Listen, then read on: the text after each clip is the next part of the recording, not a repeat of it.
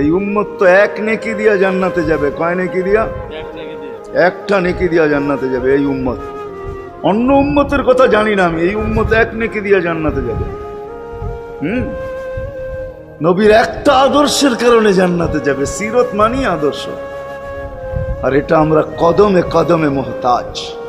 কেননা এই ছোট জীবনটা যদি গ্রহণযোগ্যতা পর্যন্ত পৌঁছাইতে হয় আল্লাহর কাছে, চাই নারী হই, চাই যুবক হই, চাই বৃদ্ধ হই, যেই মানুষই হই না কেন, যেখানেরই হই না কেন, যেই বাসারই হই না কেন, যেই বর্ণেরই হই না কেন, যেই পেশারই হই না কেন, যেই সোসাইটিরই হই না কেন, এই জীবনটাকে যদি গ্রহণযোগ্যতা পর্যন্ত পৌঁছাইতে হয় কার কাছে? দুনিয়া আলাদের কাছে না, মালিকের কাছে, যিনি এক ফোঁটা পানির থেকে অস্তিত্ব দিছেন, যার কাছে আবার আমাদেরকে ফিরা যেতে হবে।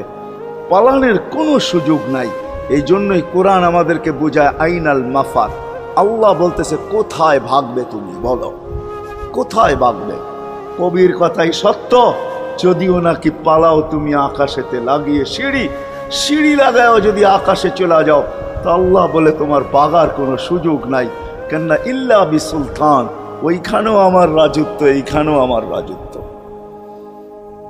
ডাইনো আমার রাজত্ব, বামে আগে পিছে উপরে নিচে সর্বত্র আমার রাজত্ব। আমার রাজত্বের বাহিরে যাওয়ার ক্ষমতা তোমাদের নাই। দ্বিতীয় কথা এটো, আইনা আনা মাআকুম আইনা মা কুনতুম, যেখানে যাবে ওইখানে আমি সঙ্গে থাকব। আমাকে দূর করতে পারবে না।